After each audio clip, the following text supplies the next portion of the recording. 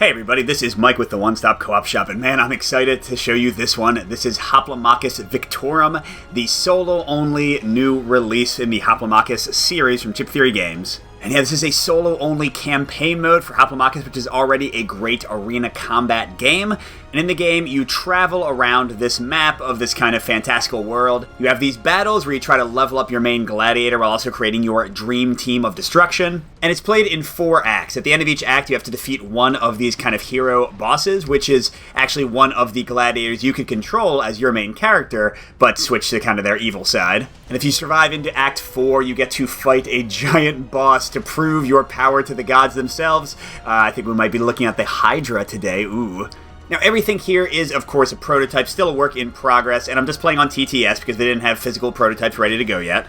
And as always with our coverage here at the One Stop Co-op Shop, we got no compensation for this. We just want to help you make an informed choice. And I'm going to do my usual Kickstarter thing, do a playthrough, and then at the end I'll give my impressions of the game so far. Not a full-on review, just what I'm thinking from what I've played. But instead of trying to play the game in a linear fashion, I want to take this system for a spin and see what it can do. So I'm going to show you one sports battle and one lethal battle to show you kind of the basic arena matches. And then finally, because apparently I like pain, we're going to go against a Hydra and have him eat our faces off. We're going to jump right to the end of Act 4. I haven't tried that yet. I have played entire acts with the basic gameplay, but let's see how the boss mechanics work and how tough they are. Alright, so who am I controlling? In this case, I chose the Parthian, one of the 7 heroes that they've shown us so far. And you have kind of this character sheet because you will be leveling up throughout the campaign. I've got a 2 movement value and a 2 range, so this is a archer character. 5 max health at the moment, 5 command stat, which is how many dudes and dudettes I can have in my squad of combat. I've got a starting ability, in this case Fury Aura. After I move, I can deal 1 damage to an adjacent person. My combat dice are terrible, the worst out of any of the heroes. I only have 2 yellow, the weakest dice, but you can both add more dice and also upgrade the dice you have. My character's class is Archer, which mainly means I'm going to get free access to the First Strike innate ability, which means that when I spawn, I can immediately attack. Then we've got these trackers to keep track of your 12 weeks. You've basically got 12 weeks per act to level up and engage in combat before you have to fight a boss, otherwise you lose. And the Scion Influence track, every time I basically have to rest to heal my character or get some more people recruited, I'm going to mark one of these spaces off. Also, every time I lose, and whenever I reach one of these little scully spaces here, I'm going to get a Bane, a sometimes permanent negative effect that I got to deal with because I'm wasting too much time healing instead of fighting. But let us jump right into things. I'll explain some of the core mechanics as we go, and let's see. So I have my little person here on my starting space, and I can follow the dashed lines. There are 3 types of spaces on the board. Well, 3 main ones. The one with like kind of Colosseum icon are sporting events, which are non-lethal generally, and can be King of the Hill events, can be Capture the Flag, or just spars where you try to beat up everybody. The skull icons are lethal events. Those are always to the death, but they let you level up your command stat and your dice. That's how I make my combat dice better. Whereas the sport event, the main thing there is recruiting new people, especially unique gladiators instead of the weak guys that I start with. There's also these green ones with a page. Those are opportunities. You generally don't fight there. Instead, you get an opportunity card like this one, Pacifist, which generally lets me, if I complete either a sport or a lethal event, get some additional level up. Usually Hero Prowess, which are these unique skill cards, 10 per player, that give me cool additional abilities. So yeah, first on your turn, you travel. I'm going to go west to this sporting event, and I'd have 12 weeks to travel around. Generally speaking, every time I travel and fight, I'm going to spend one of those weeks, and by the end of those 12 weeks, I do have to get to a boss, maybe a Virago of the Amazons, to end the act. And I look at the top card of the sport event deck, and by the way, these are always revealed, so you're not surprised by what kind of combat you have. And I can either choose to spectate this event, so watch it, and that's kind of your rest action. If you choose to do that, you don't fight in the event. Instead, you discard that card, so you'll get a new one to look at for next time. And you can either fully heal your gladiator, because your other units fully heal after combat, but you don't, you just take your damage with you. Or if you're running low on units, you can grab a basic neutral unit from the bag. But like I said, I want to show you a variety of the types of events you can have, so let's do Burning of the Chafe. And first you have these 2 icons, a flag and a mountain. That means I have to either do a flag challenge or King of the Hill. Let's try King of the Hill, because you'll see in the arena that I'm playing in, it's kind of fun to do. And then we have a special event. It says, before combat, sacrifice a unit, then recruit a random unit from the bag. And I don't just have my hero, the Parthian.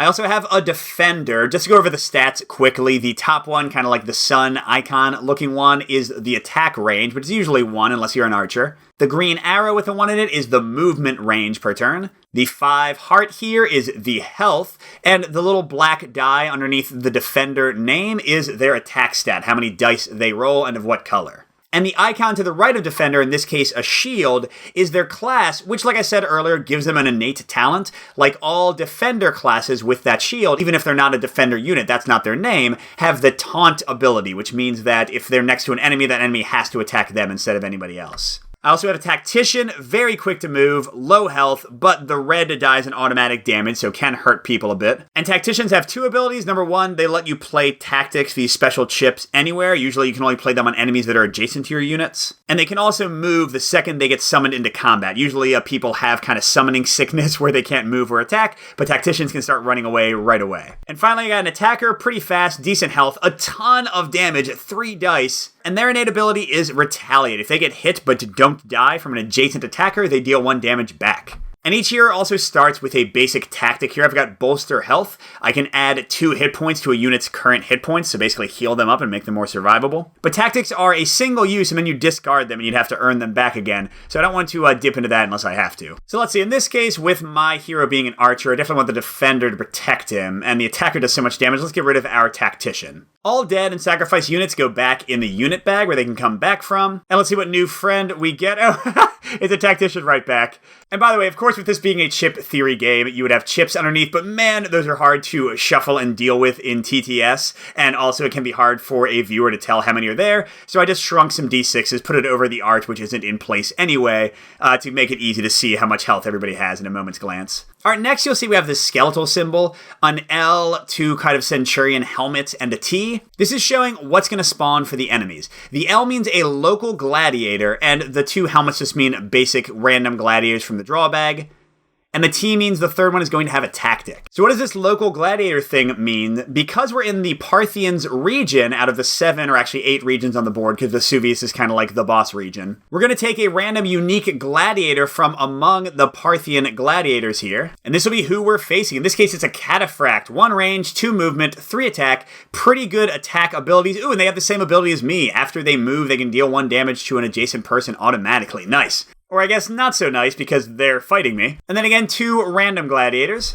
A basic attacker and a defender. Man, they got a lot of health and a lot of attack capability. And remember that the third unit has a tactic, and that's an automatic thing based on their class. So with this being a defender, they automatically get the stun tactic. This is pretty basic. It says this unit is stunned during its next turn, discard at the end of that turn. Now, even though this tactic came from the defender because of his class, it's kind of like owned by the entire enemy team. It's not usable until he spawns, but then at the beginning of one of their turns, if they're adjacent to one of my guys, they will be able to stun them. All right, and finally, the region we're in not only determines the local gladiators we'll face, but also all of the rules and like the terrain for how we'll be fighting. In this case, we're in the Parthians arena. We have this chariot, and at the end of each of my turns, it's going to move 3 spaces counterclockwise. It's kind of running around the arena. And anybody that gets into its way will be pushed to one of the outer hexes. If none are available, they are crushed and dead, unless they're local, which means my hero and the 1 local gladiator that they got, the cataphract.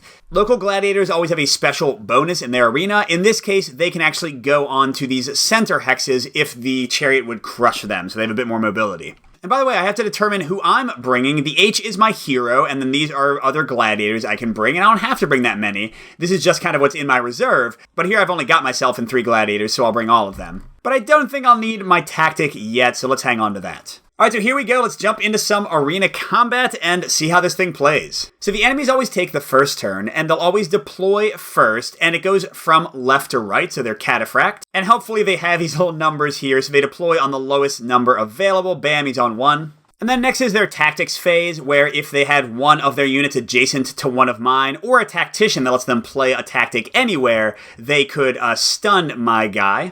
Then they have movement. Each of the enemies moves in whatever order I want, and based on the arena, they have marks, like types of enemies, like person with most health or least health that they want to move towards. Then they use their abilities, like the cataphract would use Fury Aura to hurt an adjacent person, and then they attack in whatever order I want. And that's basically it, and then it comes to my turn. But remember, units generally have summoning sickness. They cannot do anything, move, or attack the turn they come out, so cataphract is doing nothing, it goes to me. What am I trying to do here? Remember, this was King of the Hill. That means I need to get 6 points, and each arena has a different place you have to get those King of the Hill points.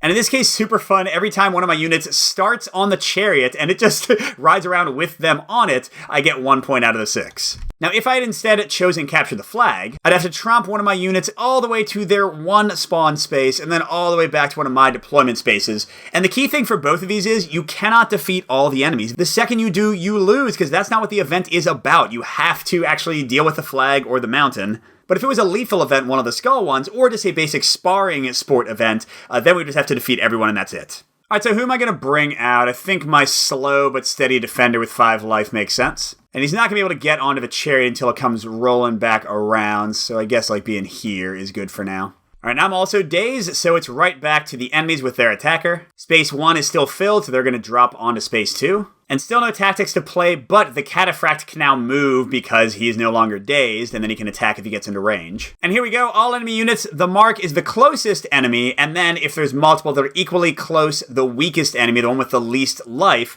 and if it's still tied, you get to choose. And then their target is a unit on the chariot. That just means if they have more than one unit they can attack, they'll focus on that, or the one with the least life, or the closest. Oh, speaking of the chariot, I almost forgot, woo, Ben-Hur, boom. So the Cataphract is going to go as quick as they can toward them on the shortest path. Now he could also go here because he's a local unit, but I'd rather him be here because I want the chariot to hit him. Then I get to pick which outer hex he gets pushed to so I can get him further away from our units.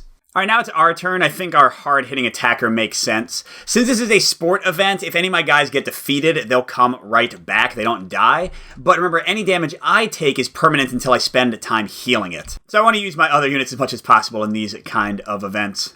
Alright, then my defender's gonna walk up. I've got a plan.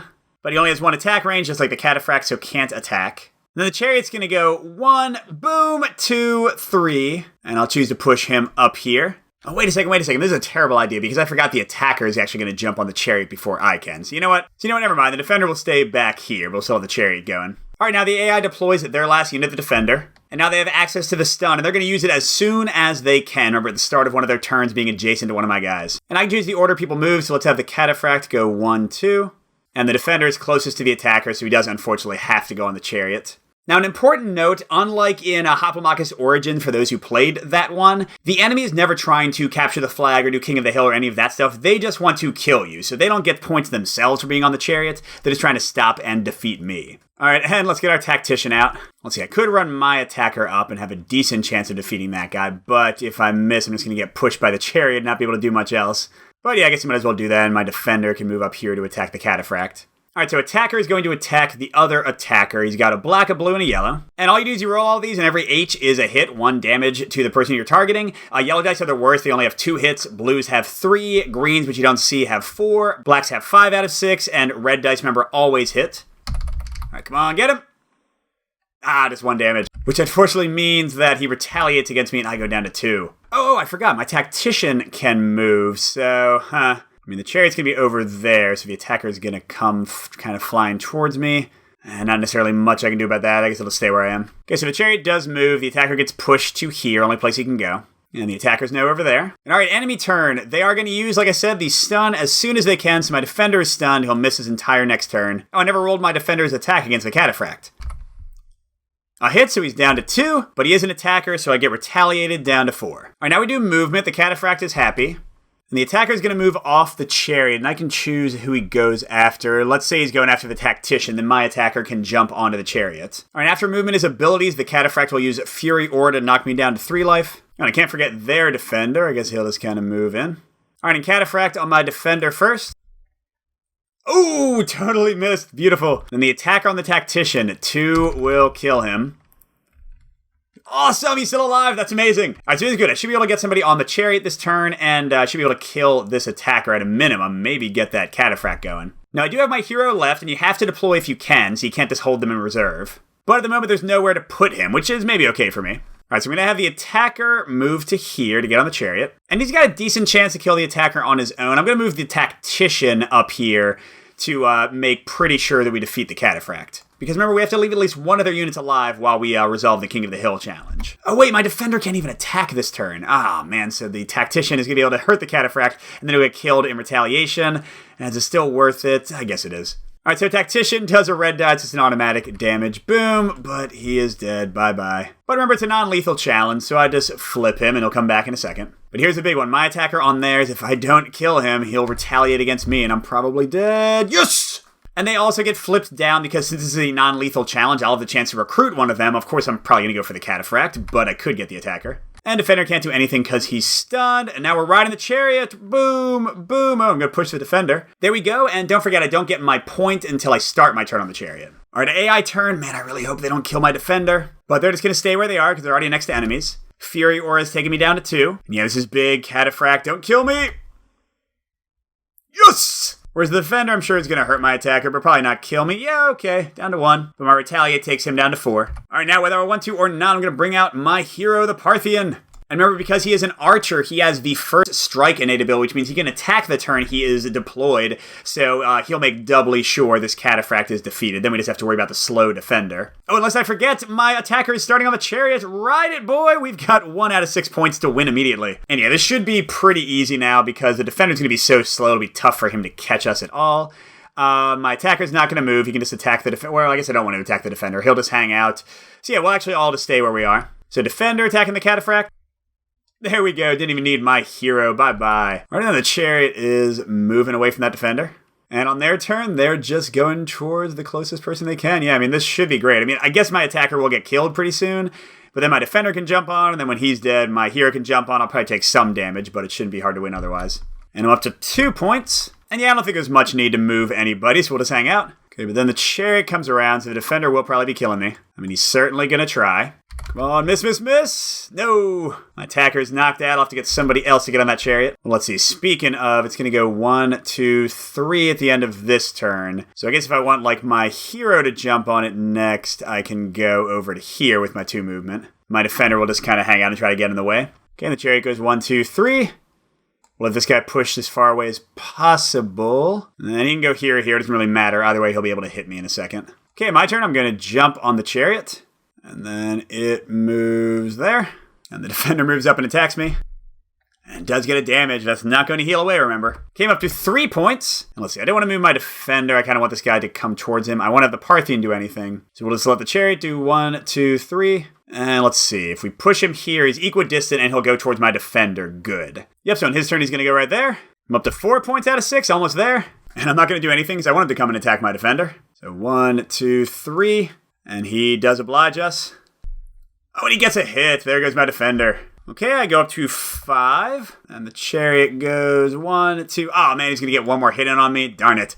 Yeah, so he moves up. Attacks. I guess I could have probably, like, moved off and stayed up here and slow-played it to not take the damage, but whatever. And then I go up to 6. I have won the sports challenge. So whenever you win a sports challenge, you get one of 2 rewards. First of all, and certainly the one I'm going to do, you can choose to recruit one of the enemies you just fought. I'll get this Cataphract. Seems pretty good. But alternatively, I could go in and get one of these tactics. But they're single use, so I find that I usually only do that if I already have a lot of units I'm happy with. And speaking of units, since that was not a lethal challenge, my friends are all backed, including our new Cataphract buddy. Whereas any other units get back in the bag, which does mean if we had not gotten the Cataphract, like had chosen to do something else or had lost, he would be in the bag. So as you play through, you get more and more unique and like kind of cool enemies to face off against. And by the way, by fighting in that event, I did spend my first week. You always spend a week when you fight in an event or when you do an opportunity to get one of the opportunity cards. The only other way you spend a week is if you end your move on a boat, a harbor, you can basically teleport, sail, of course, to any other harbor. That's how you can get to, like, other arenas more easily. Alternatively, you can always just move straight over a harbor. Like, it doesn't count as a space if you don't want it to. But here, let's go ahead and head up to this opportunity one, because I want to show you a different arena for my next fight. And getting opportunity cards still cost me a week. But I'll get Pacifist. Complete a sport event without defeating any enemy gladiators. You can imagine how difficult that is. But these just hang around until you complete them, and then I would get one of those prowess, one of those level up cards, and you can have as many as you want. So it doesn't really hurt me to get this now. I'll just wait until I have an event that I really feel confident in. Alright, in week 3, let's change things up and show you a lethal battle in the Amazon's place. Mark our time. This one's a little bit tough. Suffer from my craft. Before combat, deal 1 damage to your hero for each die in their current attack. That will bring me down to 1 life. So I could choose, remember, not to do this battle at all and just spectate. It wouldn't even cost me a week. I would just have to cross off one of these Scion influence spaces, which gets me closer to those Banes, which again can be permanent negative effects. But no guts, no glory. Let's do this. We've got a new arena, the Amazon arena, which has these monoliths. After each of my turns, each of them is going to move 1 hex in the direction indicated by the arrows. They'll push anybody in front of them in that direction. If they would push them into a wall, they don't crush them like the chariot. They just turn around and they start heading in the other direction. But you've got this like ever-shifting, ever kind of complicated dynamic to this arena. And remember, this is a lethal event. So first of all, any of my units that are defeated are gone, which could leave me with a very small squad and force me to spend a bunch of time recruiting new people. Well, not time. Spectating doesn't cost weeks, but I have to take a bunch of those marks toward Banes. But it also means I don't have to do anything complicated. I just got to kill these guys and I win. And let's see, who do the Amazons have first? Their local is a Peltast. 2 range, 1 movement, 3 health, green and blue, not bad. And they are an archer, so they have the first strike trait to attack when they first spawn. And they have the heave trait, which is pretty nice for them. Instead of attacking, they can choose to attack at 3 range, 1 more than their normal, but with only their strongest die, so only the green here. And they have a little simple chart for how the AI uses abilities like that. In this case, they'll use it if it would let them attack somebody weaker than their initial target. That is not looking good when my hero has 1 life, lord. Okay, then we also have an attacker and a defender, just some basic guys. And by the way, I should say, because it's pretty important, if your hero goes down to 0 life, you are done. That is the end of your campaign. But the nice thing is they let you quit a battle at any time on the enemy's turn or your turn. The only time you can't quit is as an attack is being resolved. So you can't like wait and see if they would roll to kill you and then be like, nah, never mind, I yield. You're already bleeding and dead on the ground. Ooh, you know what I'm going to do? Yes. To make me a bit more survivable, I'm going to bring my bolster health tactic. I can use it on my hero and get him back up to 3 health or somebody else that's about to die. And who am I going to bring in? I think with it being lethal, got to be the Cataphract and Defender, right? So kind of matching. I've got an archer, they've got an archer. I've got a defender, they've got a defender. And we both got a cool attacker. All right, so here we go. Their Peltast is in first. And we got to remember, he can attack at range 3. Very dangerous. As for me, let's get our defender in first. And we'll just kind of be over here-ish. And the walls are shifting,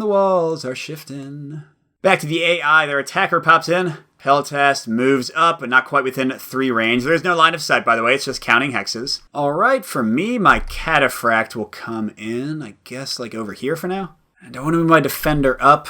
I mean, the Peltast is going to move towards me. Yes, I want to be able to attack that guy, so sure. All right, and bloop, bloop, bloop. Oh, and they're pushing him. Which is good for me because I can choose what order people move, and I can actually have the attacker be stuck. Because look, they spawn in their defender. And then I'll say, attacker, you move first. Whoops, you can't. Sucks to be you. Now, even though their Peltast can attack at 3 range, they always want to get to their range and then stop, so he would not move to be 1 away from me. And that means he's going to do his full attack of green and blue. And here we go. 1 hit, down to 4 damage. All right, so now I have to spawn my hero. And darn, I guess I'll put him here. But I am going to play during my tactic phase, bolster health on him to bring him up to 3 health. And sadly, that is gone. And also, sadly, I'm not within 2 range, even though I could attack with my first strike trait. But my defender will pop up. And the nice thing is, with his taunt innate ability, they're going to be attacking him instead of my hero. And the Cataphract will run up to try to go over that guy. And then this one can't move. And when it can't move, it instead turns around and goes the other way. And yeah, these are just all cropped up on the west right now. And this one's over here. But once again, you are free to make the enemy as dumb as you want. Hey, defender, can you move up first? Oh, thanks. Oh, attacker, what happened? Oh, I'm so sorry. And Peltast is not going to move, and normally he would choose to use his heave ability to attack at range 3 with his green against one of my weaker guys because they have less life than the defender, but with taunt, he has to attack the defender. Oh wait, did I forget to roll my... Yeah, my defender gets to attack him. Come on now. Boom, there we go. He's down to 2 life. Much better. But yes, now he's shooting my defender. Gotta stop forgetting my attacks. No! Don't forget if my defender dies, he is dead. Oh no! Okay, so now it's my turn. Let's see. If I have the Cataphract run up, I'll do 1 automatic damage.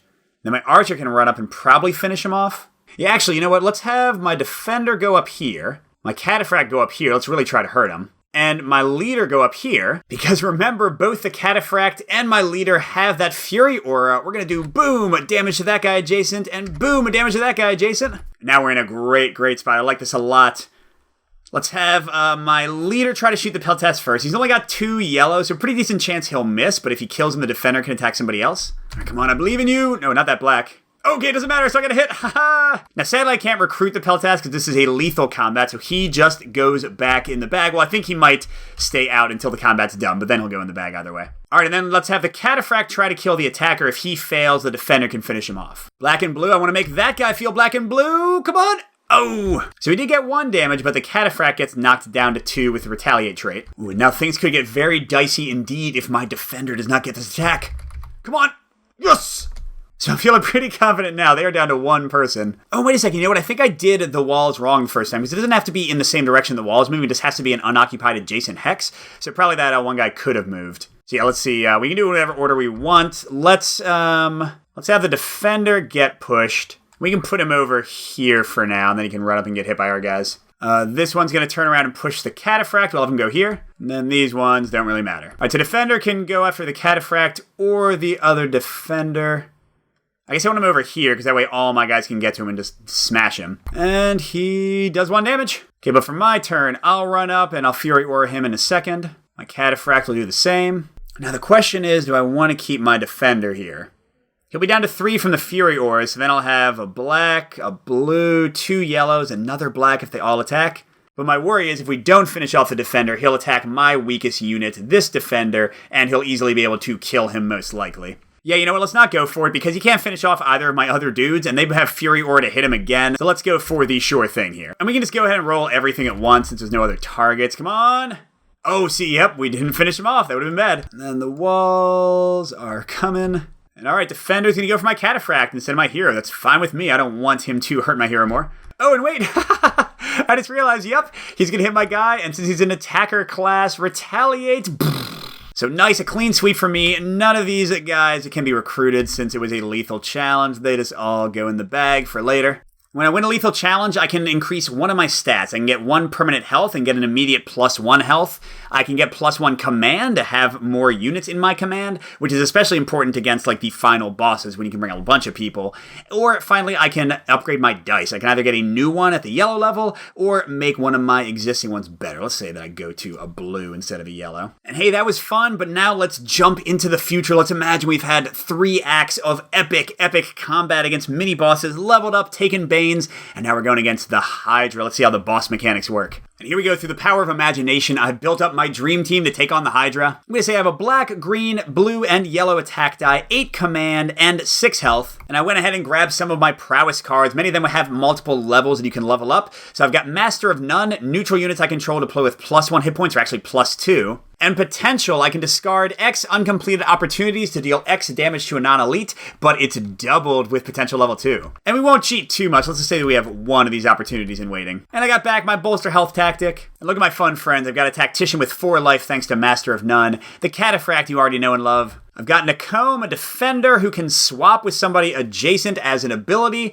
Besides that, basically like a regular defender. Reptilian, 2 attack dice, but look, regens 1 health every turn. My crossbowman has 2 range, a green die, but dig in means if he did not move on his turn, he gets an extra black die, so we just like to sit there and shoot him down. Ignean is another defender with some nice attack dice, and also intercept blow means that if he's next to another one of my guys, he can take the damage for them. And finally, Secular is actually not that great for this one. Another defender, I got a lot of them. He's got Absorb, which means he can only take up to 1 damage from a basic attack, but the bosses don't do basic attacks, I don't think, so it's not going to help at all. But here's the guy you came here to see, the Hydra. And we need a bit of a bigger die to track his life. And his ability is spot on if you know the myth or saw Hercules.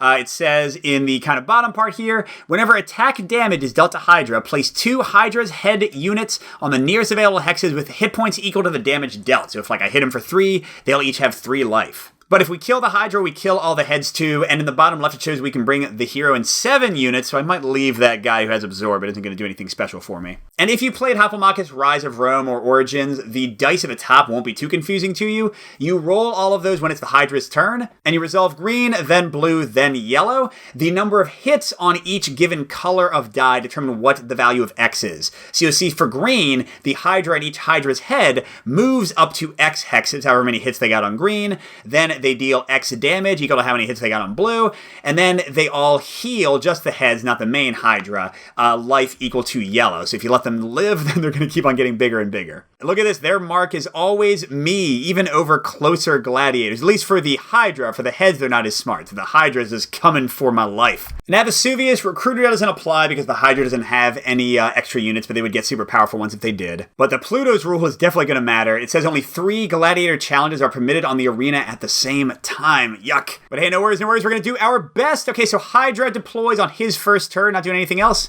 Now I've got to pick my 7 helpers, and like I said, yeah, I don't think Secular is going to be any good. Might as well just delete him, because we won't get another chance. Oh, wait a second. Was that my 7th guy? 3-6, yeah, I forgot the tactic is not anybody. Come back, Secular, we do care. But let's see, who's going to be first? Reptilian regenerating is great. See, I think that makes sense. Let's get him in. Because if the Hydra rushes up and starts whooping on him, it won't be too bad. And speaking of Hydra activation, oh no, so he is going to rush up 2 and then attack for 1. Now, the yellows don't do anything until he has heads out. Which I guess isn't too bad, because he's going to knock this guy down to 4 life, and then he's going to go right back up to 5 in a second. Unless, actually, I think for my next one, I'm going to bring out my crossbowman. Because even though he's going to get some heads in the mix, maybe earlier than I would like, he can do a green and a black die to this guy. And let's see, I guess the Reptilian will move over here to make sure he can take damage for the crossbow guy. And for his ability, he heals back to 5. Alright, and crossbow will attack first with the black bonus from his digging ability. Oh, really? Well, I guess no heads came out at least. Okay, now Reptilian, let's see if you can do it. Alright, cool. Well, I guess this guy's not doing much. All right, Hydra, go ahead. Oh, interesting. He just moves x-axis towards his mark. And his mark, if the hero's not out, is the closest and then the strongest. So interesting. As long as my hero's not there, he's going to go for the person with the most life. So he actually wouldn't have moved anyway. But no attacking. I love that. In fact, I love it so much. I know who I got to get out here. It said attack damage makes him spawn heads. But Fury Aura, free damage? I don't think it does. Though I don't think you can use abilities if you're dazed when you first spawn. So I don't think I'll get it this turn. But Crossbowman and Reptilian will keep doing what they're doing. So here's the Crossbowman. That's a hit. So he's down to 14. We have to bring out 2 Hydra heads. And they just have 1 hit point since that was a 1 damage attack, so nothing too big yet. Actually, you know what? Maybe the Reptilian should try to kill one of them. I don't think we want to let them build up with the yellows. So we'll have him attack that guy. We don't have to fast play this too much. Boom! Alright, but it's back to the Hydra. Okay, no extra health for the heads. He's just going to move 1 and attack 1. But in this case, oh man, this is great. He's already next to his mark. Boom. Oh wait, but the head is going to move up, attack the Cataphract. Ooh, but Retaliate kills it. Awesome. Or actually, you know what? Retaliate only works on basic attacks. And yeah, I should have asked if Nemesis attacks were basics, but whatever. All right, so back to my turn, and I actually can't bring anybody new in because I've got my max of 3 at the moment. So let's see. I guess no one needs to move. Cataphract is going to use Fury Aura on the Hydra. It's just too good to hit him for 1 and not spawn a head. But then I think he'll attack the head over here. Let's actually have Crossbow attack him again, and then Reptilian can try to kill a head if it comes out. Oh, because it's only 1 damage again. And yeah, we'll kind of keep it slow playing. I'll have the Reptilian... Oh, he should have used his ability. Don't want to forget that. We'll have the Reptilian attack the head next to him. Oh, I missed! And the Cataphract will also attack the head next to him. There we go. But it's Hydra time. Oh, good lord, help me. So that's 2 movement, 2 damage for the Hydra and each head, and 3 more life on heads. So I'm really sad that I missed this one. So let's see, Hydra heads also move towards the strongest, so gonna go over here. And then 2 damage from him, 2 damage from him, he's down to 1.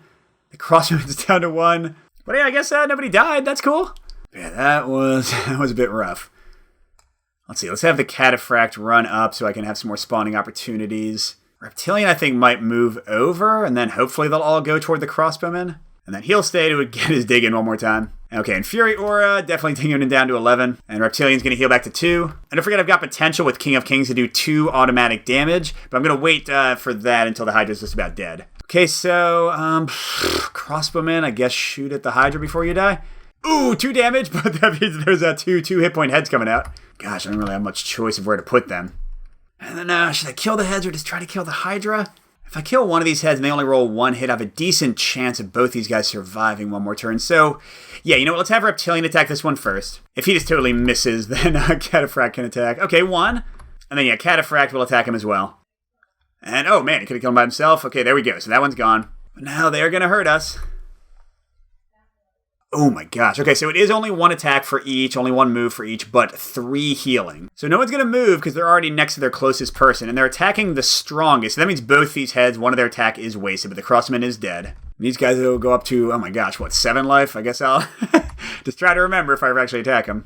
And then he'll attack the Cataphract down to 1, and he'll attack the Reptilian down to 1. Still alive. Let's see, I think I want to get Ignean in here as my spawn, because he can take a good amount of damage and deal some too. Cataphract will run away. This guy's going to chase after him, and none of my defenders will keep him alive. That was dumb. Okay, so we'll regenerate 1. We'll do an automatic damage. That part's great. Maybe we just wail on this guy, because the heads won't be able to reach us, right? Yes, I think there's some logic to that. So, okay, so Reptilian, go! 1 hit, okay, and then we'll spawn HUDs in a second. But Cataphract, go! 2 more, 3 damage! But first the 1s would have spawned, and then some more guys with 2. And yeah, I think this kind of seems like what a Hydra would be like. Man, hopefully I don't do a lot of damage. Oh, gosh. Okay, 1 damage from each Hydra head, and they can move 1, and they'll gain 1 life. So let's see, that's 1, 2 on the Ignean, 3 because he's the strongest, so he's down to 2 life. And the Cataphract gets killed by this one. Oh, no, I just realized I can't even spawn anybody that can shoot at him. No, it was a bad plan. Dude, I've got bolster health. Darn it, I should have used that on somebody. Okay, let's see. Oh, here I know. I can put in this guy, because he can swap with the head and, like, slowly make his way to the guy, or at least distract some Hydra heads or something. Yeah, Reptilian's not going to move. I guess he'll heal. Do I want to bolster health for Ignan? Sure I do. All right, we got this. 3 blues and a green. Let's do Reptilian's attack first. 1 damage. He's down to 4. Well, we get some new friends to play with. Oh, my God. All right, come on, Ignan. Or Ignean. Ooh, yes, he's down to 2. I don't even know where I would put these guys. I don't know, here, I guess. And then I think I can use potential, right? I think I can to finish him off. Now, don't forget, this is still in development, so I don't know if the balance is right. And maybe Fury Aura would have made him spawn heads. Maybe his attacks would have counted as basic attacks. It's hard to say. But yeah, thanks for watching this little, kind of a snippet of a playthrough, jumping around. Let's get to my thoughts on the game so far. So first things first, this game still feels like Hoplomachus. It still keeps basically all of the major mechanics in place. And for me, that's a positive because it was always a very quick, accessible, easy to teach combat system with a lot of tactical depth. So the fact that it's still just move and then attack and you can't move through people is great in my opinion. But one of my main complaints in my original Hoplomachus review was that the units were too samey. But that is definitely not a problem anymore. With all of these unique units, you're never going to see all of them in a game. And building out your squad and getting people that are complementary, definitely a lot more variety in the units. But a nice element of that build-up is sometimes chip theory can go overboard with keywords, makes Cloud Spire and Too Many Bones sometimes a little bit tougher to learn. But because you only start with basic units and then slowly add in new units one by one, and generally only fight one enemy unit with a keyword at a time, it's nice that you kind of learn the skills as you go. And you don't have to look at your faction and learn 30 things all at once. But getting to the new stuff, so much cool stuff here. The arenas, man, you can get a trident. This is kind of a callback to Origins. This one, you're trying to run up these stairs to the center, and if you're higher than an opponent, then you do more damage. In this one, you've got lions running around. In this one, you're chained together, so you have to stay next to each other, and you got to rush to these weapons that throw spears at each other. And then this one, you're trying to get the high ground, but it stops you from moving, and this one with the chariot. There's just so much cool stuff here. And the fact that you're moving around the map so quickly, so you're pretty much never going to have more than 2 battles in the same arena in a row on the same board, keeps it really fresh and exciting. And then add on all these different events, all these different combats you can have. It can be King of the Hill, it can be Capture the Flag. They can have a ton of enemies, but they can have some negative against them. Or here, look, it's one guy, but they're super powerful, and you can bring a whole squad against them, and they'll have tactics or not, which really ramps up the variety. Every battle is going to have something new and fun to kind of explore and deal with. Talking about variety, we have 7 heroes, and they not only start out with unique things and start out on a different spot of the board, but they have a unique deck of 9 different prowess cards. Now, I will say that because prowess you generally only gain from opportunity cards, there is the potential for you to not be differentiated if you just don't do cards that get you prowess cards. Now, by the end of 4 acts, there's no way you're not going to do that, but I think it would be cool if there's more than one way to get prowess cards, just because those are the main things that are going to make your character feel truly different. And speaking of another thing that's super cool, but I'm sure we'll get more development, as you saw, the Hydra fight just kind of devolved into me just sitting there and pinging him while he kind of put down more heads than he can handle. I'm sure they'll keep working on him and figure out some way to make that not feel like the one strategy to go with. But that being said, I always liked the AI in the Origins and Rise of Rome kind of solo modes, and this works really well here too. And I kind of like how it's just X values now. So in Origins and Rise of Rome, you had to sometimes look in like, if they get 2 greens, they do this, but if they get 3 greens, they do this instead. This is much clearer and straightforward. And talking about clean and straightforward, I really like the marks and targets. It's pretty much always closest and strongest or closest and weakest. So it's really straightforward, but the AI is very quick to resolve. I mean, the boss is a bit more complicated with the dice, but the other people just like run forward one, and you can do kind of fun tactical things and make them be dumb. You kind of need to win a lot of the time, so that's cool. Now, I only have 2 bigger potential concerns, and we'll see how they deal with these as the game gets developed more and progresses. First of all, right now, the way they have it is you play through 4 acts to get to the final boss, what I just showed you, which would be like maybe 4 hours of gameplay. But if your hero ever dies because you messed up where you were, or like you have one really, really lucky attack roll or whatever, then you lose the entire thing and have to start all over. And while like losing on Act 1 wouldn't be that bad, what if you lose on Act 4 and never even see the final boss? That could be terrible. Now, in the game's defense, like I said, you can run away anytime except when an attack is literally being rolled. So if you see you're about to die, you can just give up right away. But you can't do that while you're fighting the bosses of each act. So that's certainly where I kind of expect players to, like, lose. Now, if you think of this like a roguelike, the kind of modus operandi, the way that roguelikes are usually constructed in video games, is that it is like an achievement, a triumph, when you finally get the right build to get to the final boss. So if you go in with that mindset, I think this will be fine. But players who want to, like, always fail forward and get to the final boss, they might not like this too much if they fail. And the other thing kind of going along with that, if you win, you get bonuses, you get new units, all that cool stuff. But if you lose, you have to mark one of these Scion influences. And if your hero gets hurt a lot, you're going to have to spectate and mark some more. If you have to recruit new units and spectate again, you'll fill even more. And the Banes you get could make it even tougher and tougher for you to win. So I do see the possibility, kind of like you see in Too Many Bones, of a bit of a rich get richer, poor get poorer situation here. But they just recently changed it so that spectating to heal or recruit does not take one of your weeks. So if you just get your butt kicked, you don't actually like run out of time. It's just these Banes. So I think that should mostly deal with it. If you have a really bad run of luck, you're not like totally done. You'll still be able to fight a bunch of fights and still level up. You'll just have some more kind of negative things going on. So that is Hoplomachus Victorum, at least how it looks so far. And man, I'm just so excited for this one. I always liked Hoplomachus, but it was kind of like the weaker of the Chip Theory games when compared to Cloudspire and Too Many Bones, at least for me. But with this solo campaign and the awesome possibilities of building your squad and all the variety and the crazy arenas and all that stuff, I think it's going to be a huge winner. It might be challenging those two, which are among my top games, so that's certainly saying something. So go and check out the Kickstarter page. It should be live when this video is up. Thanks for watching, everybody. Good gaming, and we'll see you at the next stop.